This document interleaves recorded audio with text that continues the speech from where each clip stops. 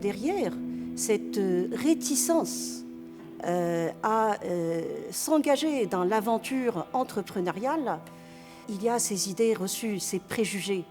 Une des idées que nous connaissons tous et toutes, c'est le fait de penser que la femme n'est pas capable de concilier une vie privée réussie et une vie professionnelle réussie, alors que la question ne se pose pas du tout aux hommes.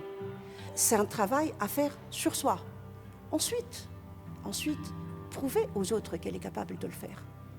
Prouver aux autres qu'elle est capable de le faire, ça ne veut pas dire assumer des tâches qui ne lui reviennent pas qu'à elle. Si les hommes aujourd'hui réussissent, c'est parce que dans leurs priorités, on peut voir la vie professionnelle qui peut dominer.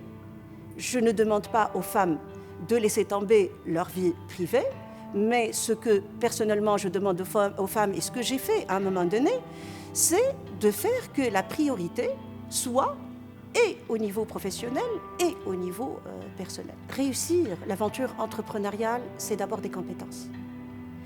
Et ces compétences, moi je pense que ça, c'est indépendant du genre. Une fois on a les compétences requises, on peut réussir. Après, il y a cette croyance en soi, mais aussi cette capacité à surmonter les préjugés, les freins, qui des fois sont plus difficiles à lever par les femmes que par les hommes. Donc là est la question. On peut être un excellent entrepreneur ou un mauvais entrepreneur, indépendamment du fait que l'on soit femme ou homme. Est-ce qu'on a les compétences requises ou pas?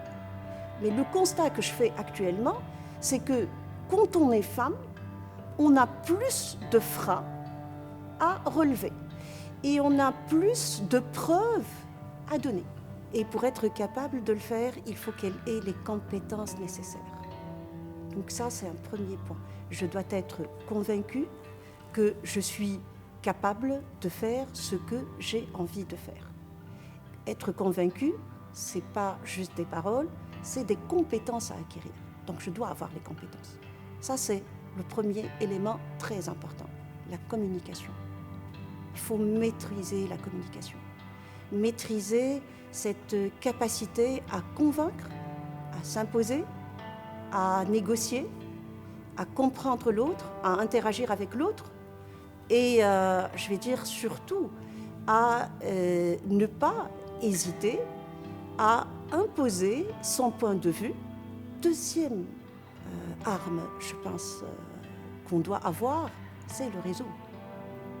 La femme qui veut réussir l'aventure entrepreneuriale, c'est valable aussi pour les hommes, doivent avoir un réseau qui permet d'ouvrir des portes. Des fois, ce réseau est beaucoup plus important pour les femmes parce que les femmes, des fois, elles ont besoin de défoncer les portes, pas seulement de les ouvrir. Pour les hommes, des fois, les portes sont entrouvertes. Pour les femmes, assez souvent, elles sont fermées et on a besoin de plus d'efforts, de plus de ressources et de plus de personnes dans notre réseau. Voilà. Pour le mot de la fin, je dirais que moi, j'ai confiance en la femme tunisienne. Je vois beaucoup de motivation, une envie d'améliorer leurs conditions. Des fois, c'est des femmes qui travaillent ou qui veulent avoir une aventure entrepreneuriale, pas que pour elles, mais parce qu'elles prennent en charge une famille, des enfants, et que leur réussite, elle va impacter des générations futures.